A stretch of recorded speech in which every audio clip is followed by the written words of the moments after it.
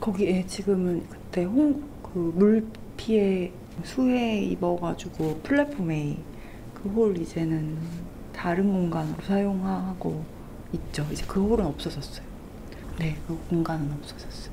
진짜 오랫동안 그 작가들이 한 뭐 5명 뭐 이렇게 거기 월세가 생각보다 그래도 그렇게 비싸지 않고 위치가 좋았는데 서초원이었는데 작가들이 돈을 좀 모아서 내면 진짜 저렴하게 시간을 나눠서 이제 각자 되게 저렴한 비용으로 공연을 준비할 수 있는 공간이었는데 이제 없어졌어요.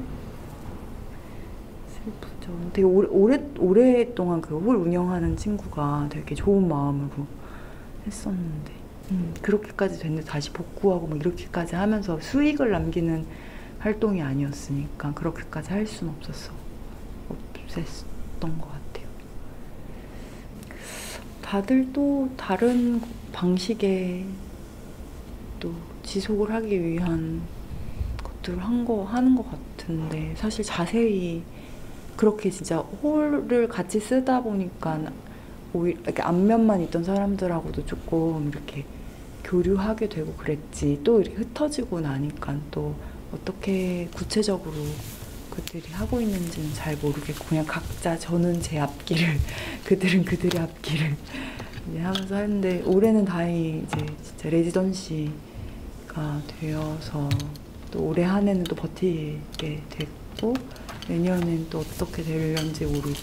그때그때 이제 막을 방법들을 찾으면서 공간은 있어야 되니까 그나마 이번엔 저는 솔로여서 근데 이제 무용수들하고 작업하면 당연히 그거는 어떻게 해볼 수 없이 연습실 대관을 무조건 해야 우리가 공연을 작업할 수 있으니까 근데 그 비용도 만만치 않고 근데 이제 해야 되죠.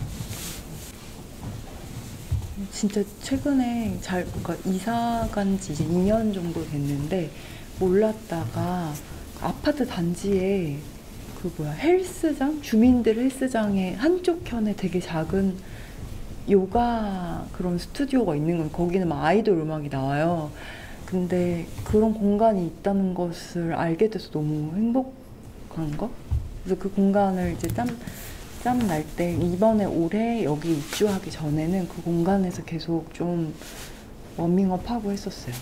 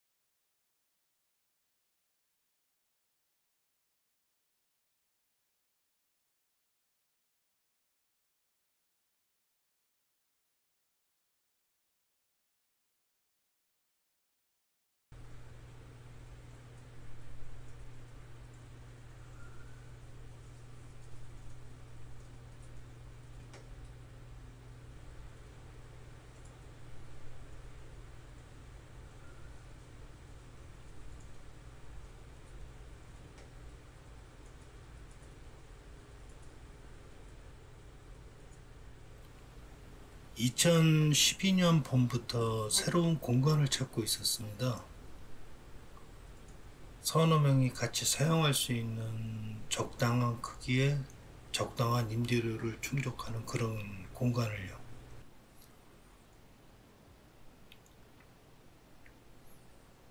시간 날 때마다 그런 공간을 찾으러 다녔었는데 그러다가 봄부터 여름이 됐고 어느 날 갑자기 소나기를 피하느라고 처마 밑에 서 있다가 눈앞에 그 건물에 눈이 갔어요.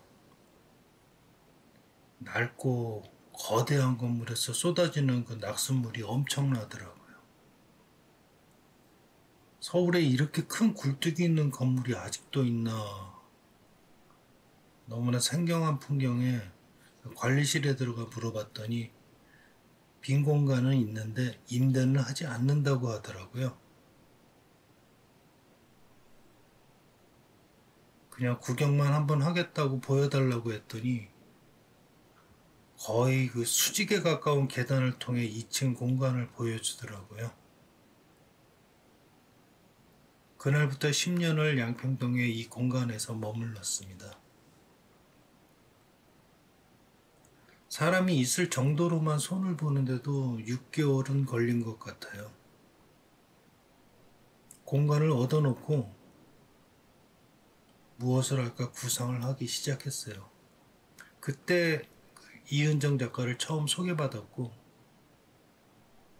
그 후로 무엇에 홀린 듯이 10년의 시간이 지나가 버린 것 같습니다.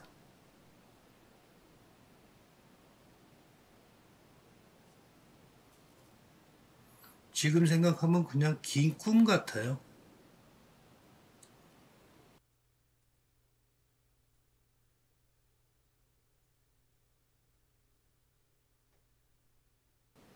십 년 동안 쉬는 날이 없이 그곳에 있었어요.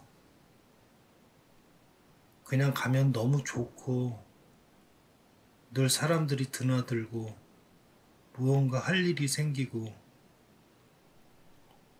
집에서 나와 그 양평동 버스 정류장에 내리면 매일이 하루같이 늘 새롭고 재밌었습니다.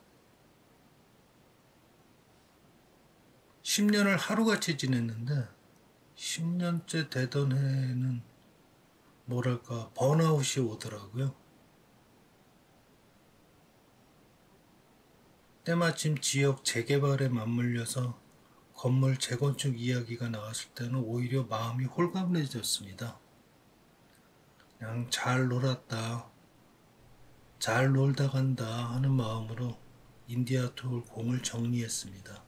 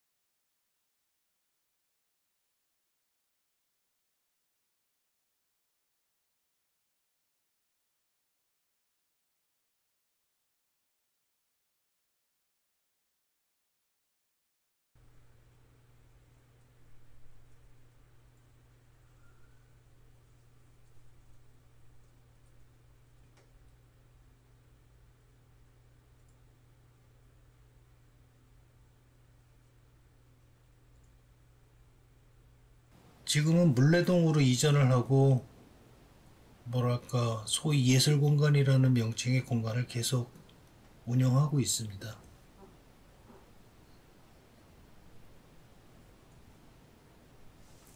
양평동의 인디아톨 공에서부터 지금까지 지속적으로 같은 질문을 하고 있는 것 같아요. 난 지금 뭘 하고 있지? 그 질문에 대한 그때그때마다 잠정적인 대답은 늘 변하고 있어요. 하지만 하나의 맥락은 놓고 있지 않은데 그건 바로 사람입니다. 예술도, 시스템도, 자본도 사람보다는 우선하지 않는다고 생각해요. 뭐랄까 시공을 초월하는 가치는 사람만이 갖고 있고 그리고 그걸 감각할 수 있는 순간은 매 순간일 뿐이지 지난 시간이나 앞으로 올 시간에서는 찾을 수 없을 것 같더라고요. 10년 넘게 공간을 운영하다 보니까 명확하지는 않지만 흐릿하게라도 나갈 방향이 보이는데 기존의 그 예술 공간이 갖춰야 할 많은 덕목들에는 큰 관심은 없습니다. 나한테는 공이라는 공간은 그냥 하나의 오브제입니다. 그리고 공간을 운영하는 것은 다른 작가들이 작업을 하는 것과 크게 다를 게 없다고 생각해요. 할 수 있는 것을 하는 거고 하고 싶은 만큼 할 뿐입니다. 늘 현재 진행형이고 그냥 사건의 연속입니다.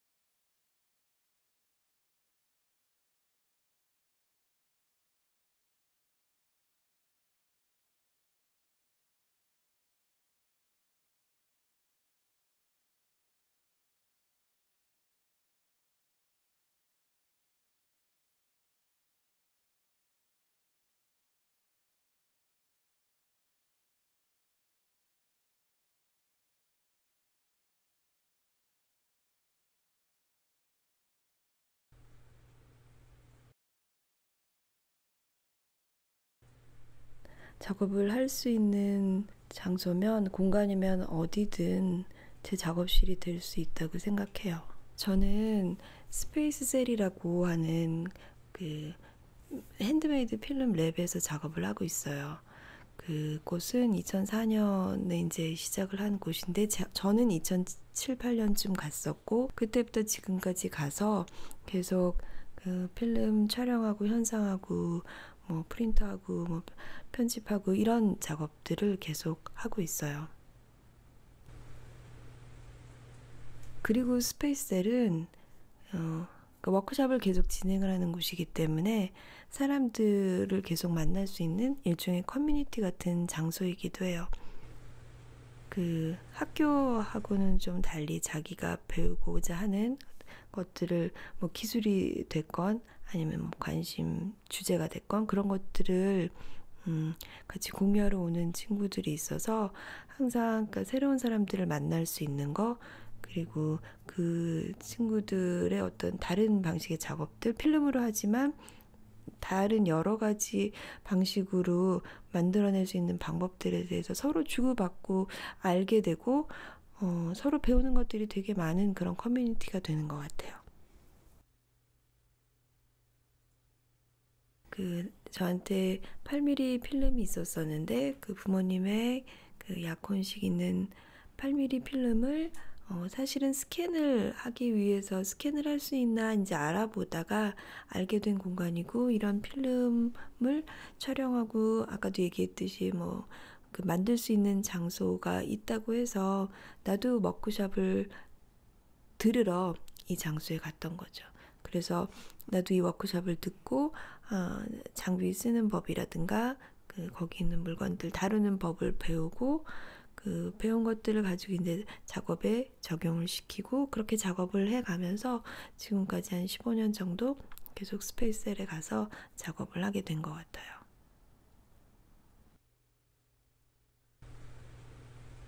일단 필름 작업을 계속 하고 있고, 그리고 이제 계속 가다 보면 거기 그 장소와 연결돼서 일이 생기기도 하고, 근데 뭐 궁극적으로는 제가 이 필름 작업을 재미있어 하고 계속 작업에 이제 쓰니까, 작업에 필요하니까 가게 되는 것 같아요.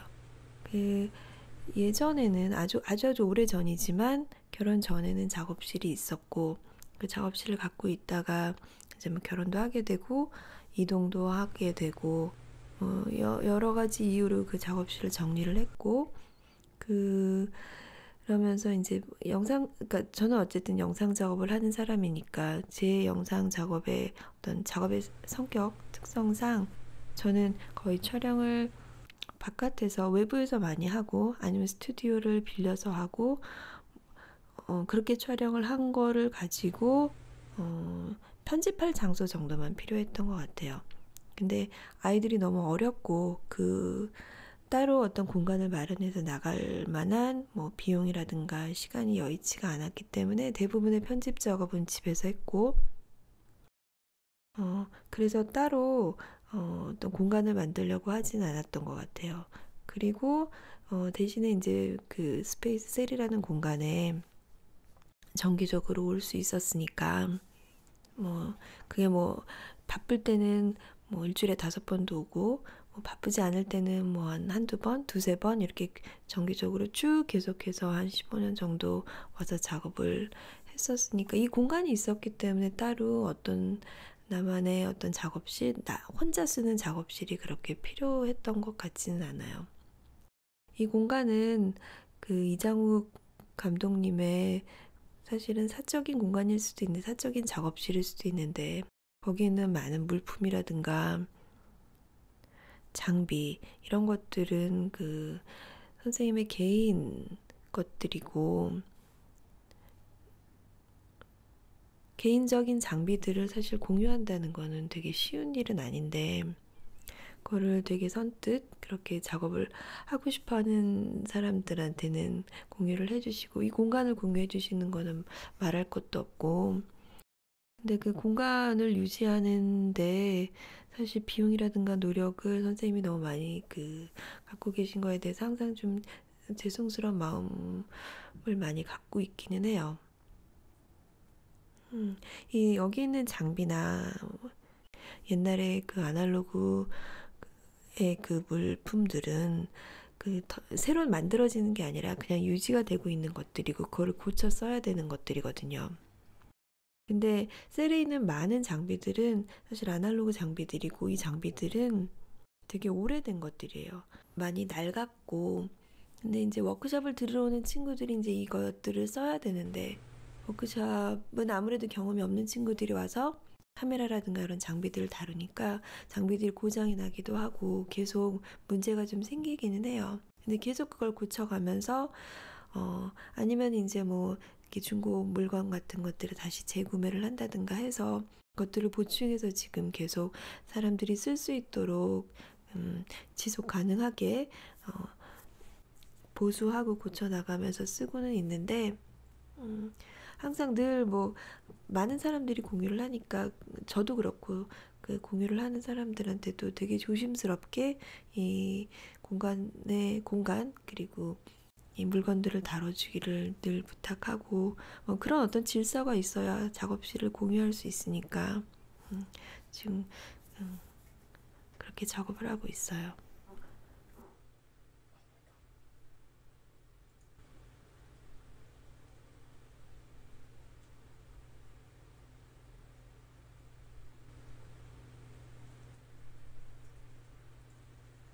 그냥 민자였어. 이렇게 파티션이 없었어. 요 횡하게 저기 요 벽이 없었고 요 벽도 없었고 요 벽도 없었어. 그냥 42평 그냥 그래서 그리고 요 싱크대 하나 있었고 그랬거든. 그거를 이제 들어오면서 용신이한테 인테리어 부탁해가지고 이 파티션 만들고 그래서 방 만들고 샤워실 꾸미고 주방 분리하고 그리고 바깥쪽에도 문을 원래 이게 복도거든. 요 문 말고 바로 앞에 있는 문 그냥 저 문이 없고 그냥 통로야. 복도 통로야. 근데 내가 이 복도에 그 새 캔버스도 이런 것들 쌓아놓는 창고 공간을 쓰기 위해서 문을 만든 거야. 5년 5개월이 됐다니까.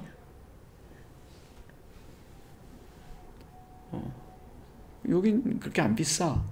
그래서 나는 뭐 수원이 좀 물가가 싼데 특히 이 동네가 요쪽 골목 여기가 상권이 좀 없어서 더 싸. 그리고 이 건물이 2층은 이게 약간 가건물 같은 거야. 샌드위치 패널이야 이게. 처음에 나는 콘크리트 건물인 줄 알았어. 1층이 이게 이 색깔이 원래 지붕 칠하는 색이잖아. 이 바닥이 원래 지붕이야. 여기다가 샌드위치 패널로 한 층을 더 올린 거야 나중에. 그리고 벽에 석고보드를 발랐는데 저 용신이 공사로 들어왔다가 못 박다. 형 이거 석고보드예요 이러더라고. 근데 뭐 여기는 뭐 작업실 공간으로는 뭐 괜찮은 것 같아.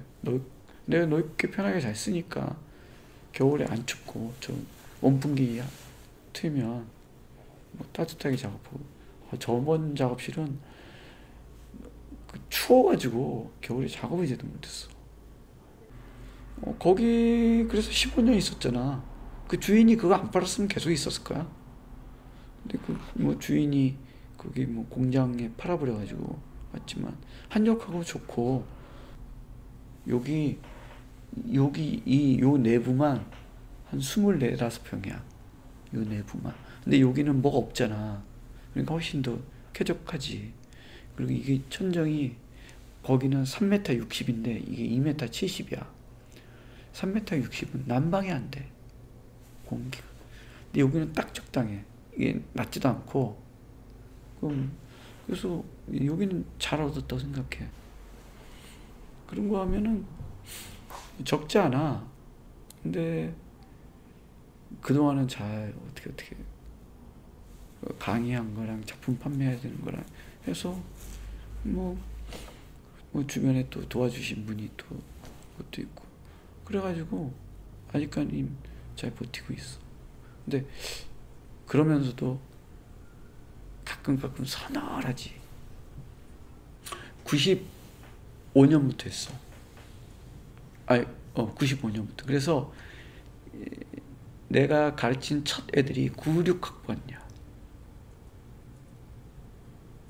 아니다. 95년도부터. 그래서 내가 작년 2월 초까지 해서 28년 했어. 만 28년.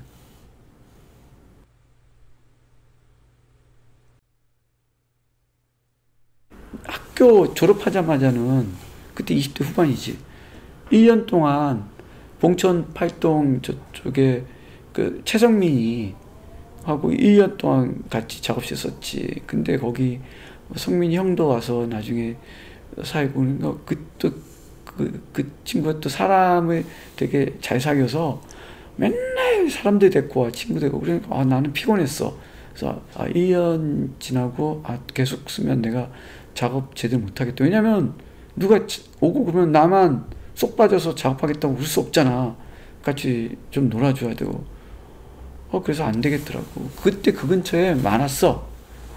그 한계륜이도 근처에 작업실이 있었고, 저기 윤영섭도 작업. 그래서 그때 재밌었는데 너무 막 그러니까 안 되겠더라고. 그래서 그만두고 한 2년인가 정청 선생님, 야, 그 지하에서 나는 잤다. 그 지하에 우마에다가 합판, 단단한 합판 이렇게 걸쳐놓고 그 위에다가 그 캔버스 짜이려고 사다 놓은 그 강목천 깔고 거기 침낭에서 이렇게 잤다니까. 성민이랑 이렇게 이제 작업실 하고 내가 갈 데 없어서, 그래서 그 선생님한테 말씀드리고 좀 거기 작업도 여기서 좀 하고 좀 있겠습니다. 그랬더니 그래라. 그래서 밤에 뭐 선생님 퇴근하니까, 아니 어째 아무도 없잖아. 그래서 거기서 자고 2, 3일 거기서 자고 집에 가서 자기도 하고, 작업하다가 좀 늦을 것 같으면 거기서 자고, 후배들 와서 뭐 같이 작업하다가 좀 맥주 한잔 하면 또 거기서 같이 자기도 하고. 이제 방배동에 조그만 작업실이 하나 생겼다가, 그러다가 이제 내가 좀 돈을 좀 이렇게 모으게 돼가지고 그걸로 노현동에 화실 겸 작업실 13평짜리를 했지. 그때부터 이제 조그맣게 칸 막아서 한쪽에는 그림도 그리고 그 안에 또 처음에는 거기서 자기도 하고 그림 그리고 애들 그 좁은 데서 13명 바글바글하게. 그때가 오히려 이게 나가는 경비가 작으니까 돈이 모여지더라고. 거기서 한 5년 정도 하다가, 그러다가 압구정동으로 갔지. 계속 월세를 올리는데 계속 월세 조금씩 올리는 거야. 근데 서동수라고, 거기가 압구정동에, 걔가 원래 배준성하고 같이 하시를 하다가 준성이가 먼저 그만두고 빠져나가고, 동수 혼자 작업 하실로 애들, 예원 애들 들어간 애들 가르치고 하다가 뭐 좀 여의치 않고 그러니까 거기 정리한다고 그러면서 나보고 혹시 인수하겠냐. 그래서 갔더니 뭐 애들 한 명 레슨비 더 받으면 될 것 같아. 그래서 훨씬 넓고, 그래서 거기가 36평인가 꽤 커서 그리고 거기로 갔지. 그래서 거기 6년. 그러다가 나중에 서초동 거기 와봤잖아. 거기 2년. 그리고 50대면서 화실도 접은 거야.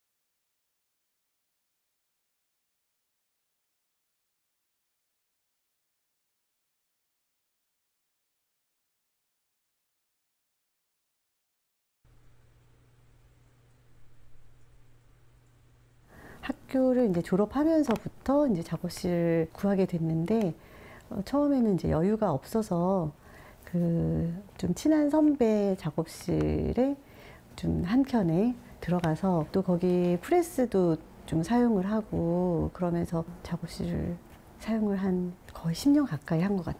근데 거기가 거리가 먼 게 좀 많이 힘들다는 생각을 하게 됐어. 그래서 그 이제 동네에서 막 구하다가 내 돈에 좀 맞는 어떤 이제 작업실이 아주 작은 작업실이었는데 그게 이제 어느 아파트 상가의 1층에 있는 거기가 이제 바로 옆에는 세탁소 또 그 바로 옆에는 부동산 그리고 또 이제 1층이다 보니까 지나가면서 사람들이 굉장히 많이 드나들고 막 이렇게 작업하고 있는데 갑자기 문 열고 들어와서 뭐 막 물어보고 뭐 이제 그러면서 사람들이 작업을 하지만 뭔가 상가 건물을 얻어서 있기 때문에 자꾸 나를 사장님이라고 부르더라고. 이제 그러면서 한 3층으로 이제 옮기게 됐어. 그러니까 3층에 있는 작업실에 조금 여유도 좀 있는 곳으로 이제 옮기게 됐고, 거기는 또 이제 집에서 굉장히 가까운 또 상가 3층이어서, 애가 사실 학교 끝나거나 학원 사이에 또 작업실에 와서 같이 뭐 간식도 먹고 가기도 하고, 이제 그러다가 이제 이사를 오게 되면서 지금 작업실에 사실 이제 오게 됐는데, 코로나 상황도 있었고, 뭔가 그래서 이제 아이가 여기 와서 뭐 또 학교를 못 가니까 내가 작업할 때는 이제 데리고 나와서 여기서 얘는 이제 줌 수업으로 이제 뭐 학교 수업도 하기도 하고 학원 수업도 하기도 하고 뭐 또 숙제도 하고 그래서 또 그런 부분에서 여기가 이제 좀 방이 좀 나눠져 있잖아. 그러니까 이제 한쪽에서는 걔는 뭐 게임도 하기도 하고 혼자 이제 놔두고 나는 여기서 또 작업하고 뭐 그러면서 그 집이 가깝다 보니까 얘가 또 뭐 갔다가 왔다가 할 수도 있고 근데 여전히 이제 얘가 이제 학교를 가면 집을 대강 치워놓고 나는 작업실로 출근을 하고 그리고 이제 얘가 학교에서 집에 돌아올 때쯤 되면 나는 또 다시 집에 가.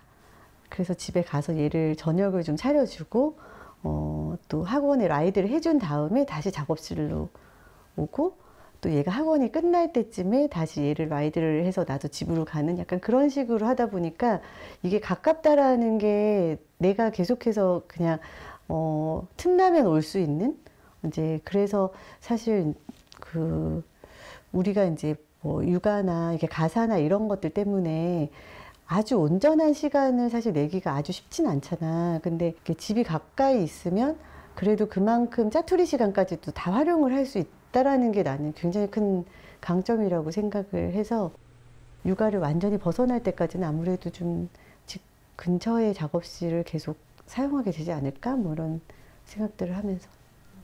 아, 그리고 내가 이제 작업실에 있으면서 처음에 여기가 이제 3층이잖아.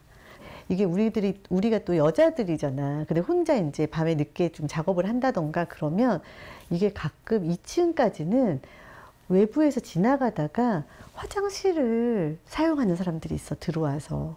근데 사람들이 3층은 안 올라온다? 그러니까 이렇게 그냥 일부러 정말 오지 않는 한에는 이렇게 외부인 출입이 3층까지는 없다 보니까 또 그것도 은근히 좀 편한 것 같아.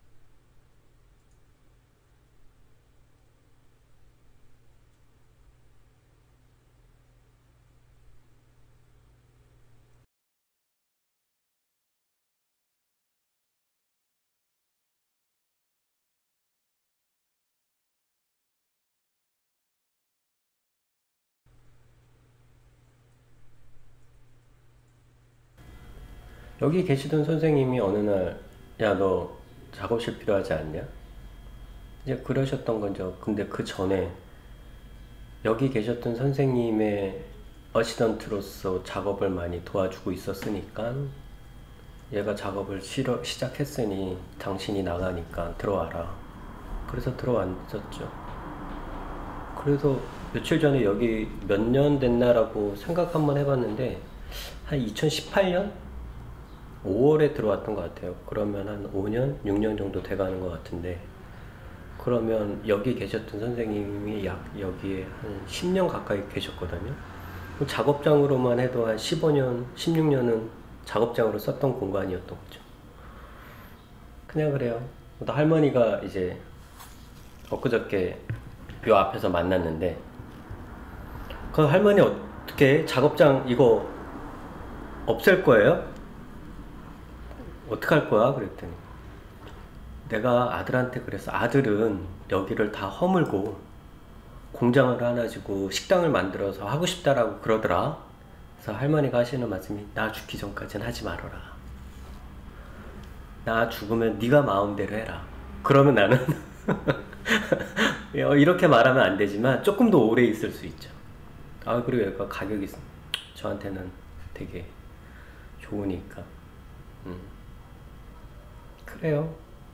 근데 참 작업실 이전에는 교회였다라고, 교회였을 때 저기 십자가가 있었던 거로 내가 띄어냈었거든. 예. 그리고 그 전에는 할머니한테 들었나? 뭐 돈사라는 얘기가 들어서, 그래서 여기가 바깥에 온다고 실내 온다고 똑같아요. 겨울에 마이너스 10도면 실내도 마이너스 10도예요. 아, 왜 돼지들을 그렇게 춥게 키우는지 몰라. 그래서 작업실은 한 2018년쯤에 들어온 것 같아요.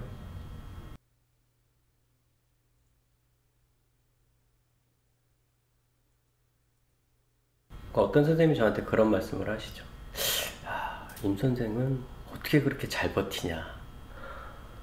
뭐 사실상 그렇잖아요. 작가라는 직업군을 갖고 있는 사람이 진짜 뭐 작업의 가치로, 그 가치가 어떤 금전적으로 바뀌어서 작가한테나 작업실로 오른다면 뭐 사는 데는 괜찮지만, 그 가치성을 못 받고 그냥 계속 묻혀져 있다면 하루하루 사는 게 진짜 언더그라운드에 있는 작가들은 되게 힘드니까. 그래서 그런 말 하셨던 것 같아요. 어떻게 이렇게 잘 버티고 있는지.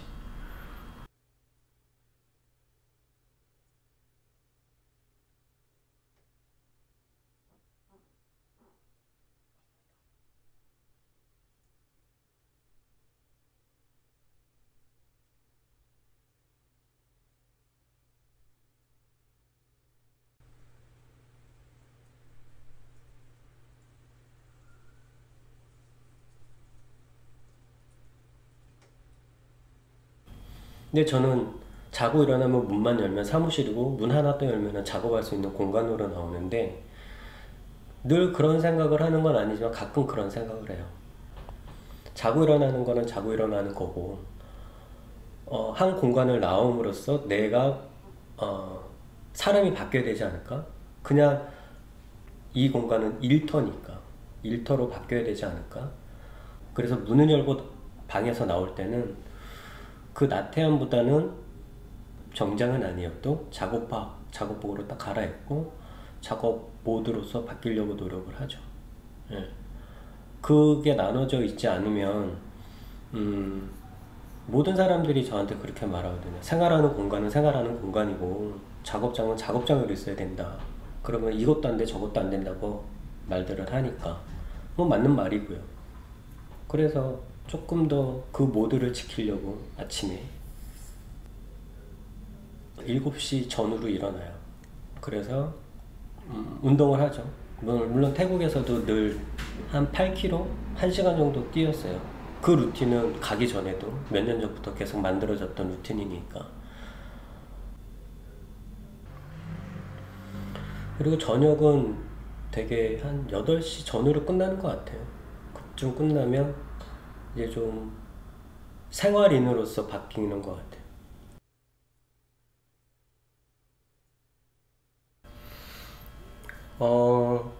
참 그런 질문을 하면 되게 난감하더라고요. 어떻게 답을 해야 되냐. 왜냐면은 물리적으로 할 수 있는 도구가 아무것도 없거든요. 제 작업에는 유리에 열을 줄 수 있는 가마라는 물체가 필요한데 그게 없으니까.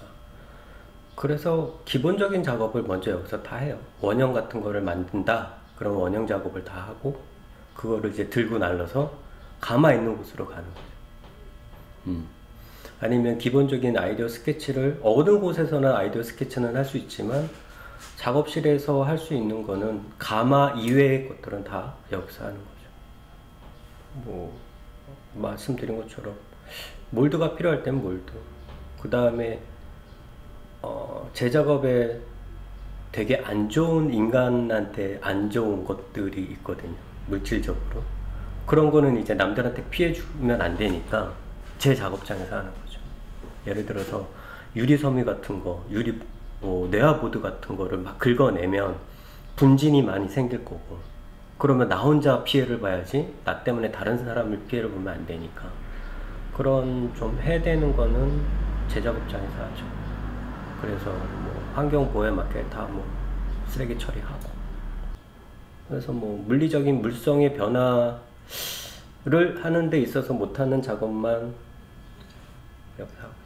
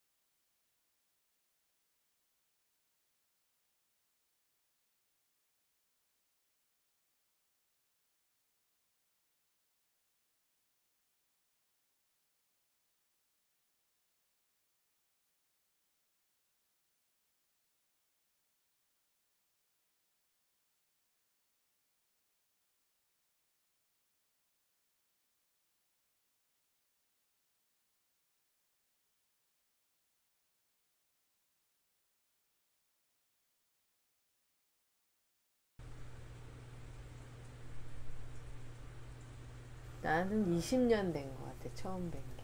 이제 2004년, 5년에 처음 뵀어.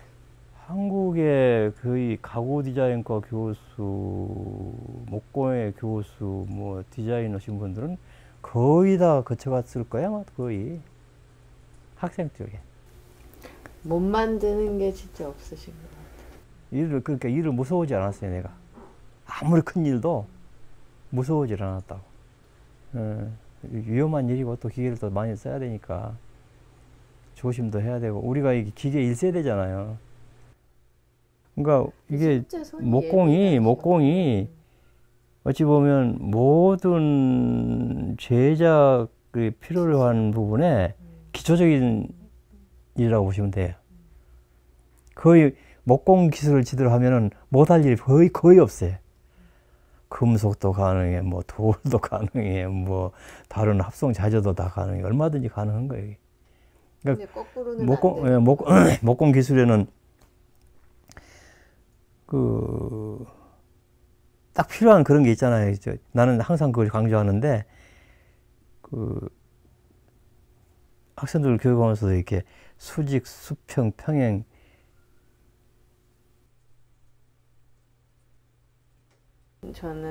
나는 이제 뭐 그 사무실에서 할 수 있는 작업들, 뭐 렌더링이라든지 스케치라든지 모델 메이킹을 해가지고 와서 이 장인 선생님하고 의논을 하게 되는 거죠. 근데 여기서 의논을 하면서 그때도 얘기했지만 굉장히 많은 부분을 고쳐지기 때문에 그냥 우리는 동업자 같이 디자인을 같이 솔직히 선생님하고는 디자인까지도 같이 한다고 얘기할 만큼 서로의 얘기를 좀 많이 잘 경청을 하는 편인 것 같아요. 그래서 그리고 실제로 여기서 만들다 보면은 느낌이 오니까 내가 사무실에서 할 수 있는 그런 디자인과는 또 다른 작업들이 나오게 되는 거죠. 그래서 나는 모르겠어요. 다른 작가님들은 이렇게 여기 자주 와서 안 있는 걸로 알고 있어요. 작업을 할 때. 근데 난 여기 와서 작업을 같이 하는 게 또 너무 즐겁기도 하고 거기에서 이제 탄생하는 디자인 선생님하고 같이 하는 게 그 부분이 크기 때문에 항상 여기서 시간을 많이 보내면서 디자인을 완성하는 것 같아요.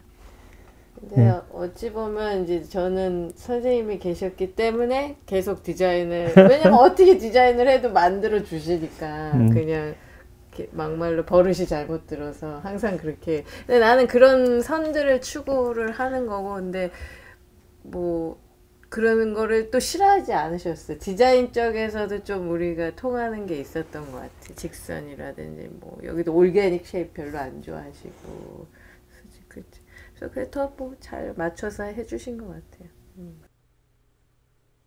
나도 이렇게 딱 갖고 왔는데 선생님 표정이 별로면 흥이 안 나는 거지. 아 이거 별론가? 근데 거의 뭐 한 번에 되게 그 얼굴에서 나타나는 거예요. 감출 수가 없어. 이거 재밌겠는데 이 표정이 나오면 이제 그때는 이제 시작이 되는 거야 작업이. 그러니까 좀 별로면 나는 고집을 해서 한 거는 별로 없었던 것 같아. 왜냐면 나도 그냥 신이 안 나서 이게 좀 별론가 그러고 그렇게 하고. 근데 뭐 또 선생님이 얘기를 이제 왔다 갔다 하지만 또 제가 이렇게 얘기를 하면은 또 수용을 하시고. 막 좋은 부분만 다 모아가지고 하는 거예요. 근데 뭐 본인도 이거 했다 그랬다. 이건 원래 한 작가 말이 맞아. 그래서 다시 그렇게 한 것도 있고. 그러니까 뭐 서로 이렇게 막 고집을 부린다거나 이런 게 없고. 근데 뭐 또 내가 꼭 해야 되는 부분은 지켜서 하는 부분도 있고. 근데 거의 조금씩은 다 변형이 있었기 때문에 뭐 하나가 많이 변했다고 얘기하기는 그런 거 없는 것 같아. 항상 어떤 걸 하면서 나는 중간에 계속 와보기 때문에 비례라든지 두께라든지 뭐 이런 거를 항상 변형을 하죠.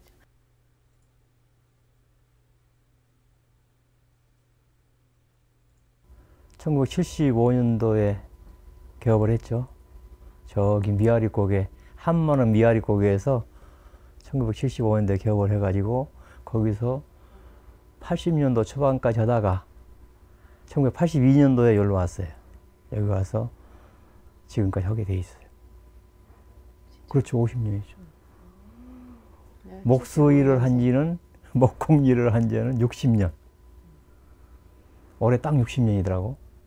올해 나이는? 77. 그러니까 17부터 하신 거예요? 네. 17, 여맘때부터 일 시작을 했어.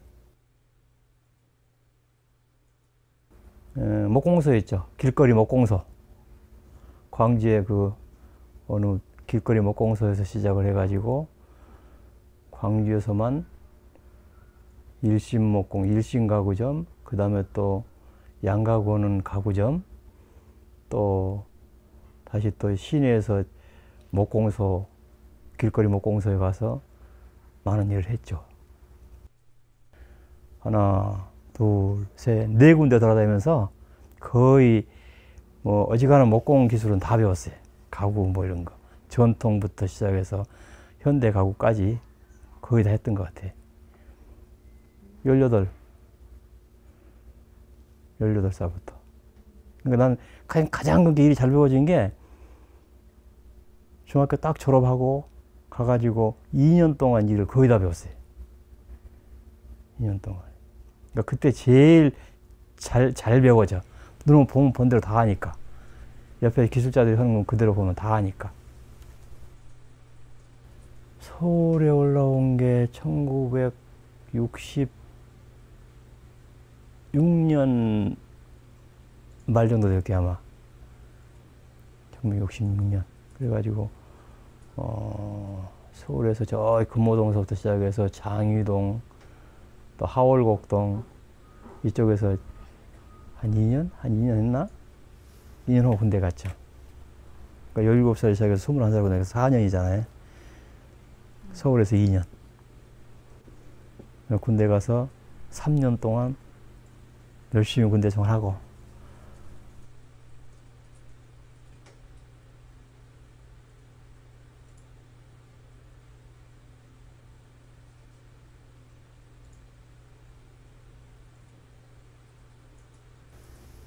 이쪽으로 옮기게 된 거는 1982년도에 사우디 수출품 삼한기업에서 사우디의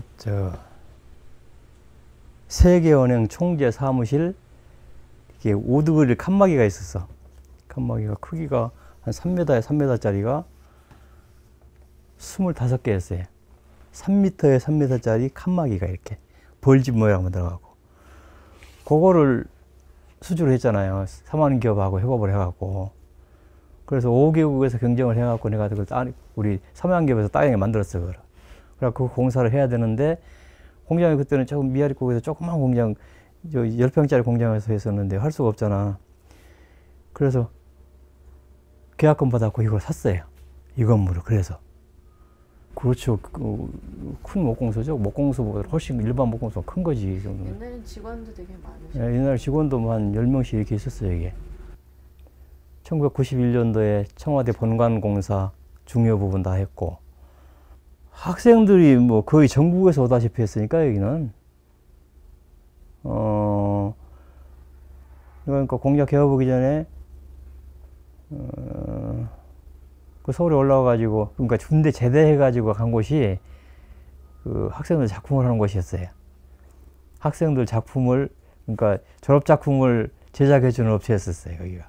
근데 거기를 가게 돼가지고 거기서부터 시작해서 몇 년 있었냐 거기서 71년도부터 72, 73, 74, 75 한 4년 정도 가까이 거기서 학생들 작품을 엄청 많이 했어요. 아주 정말 까다로운 것만 내가 또 맡아가지고 그러다 보니 뭐 그 작품을 보면은 학생들 가르침을 다 볼 수가 있잖아요. 이렇게 교수지 가르침을 다 볼 수가 있잖아요. 그거를 도면을 보면은 그때는 뭐 작품 그려오면은 뭐 1mm가 틀릴사라 그걸 다 정확하게 만들어줬으니까 나도 배우도 많이 배웠지. 그래서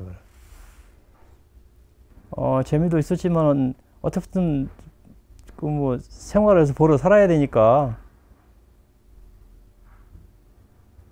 목적이 잡아지고 살기 위해서 하는 일이기도 하고 그러니까 어떻게 말해야 되나 그건 진짜 이게 우리 그때 당시는 참 살기 힘들었잖아요. 이게 목공일 해가지고 성장해 살아간다는 게 참 어려웠어요.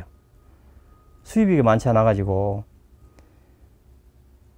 그나마도 이제 학생들 작품을 보면서 좀 나아졌죠. 그게.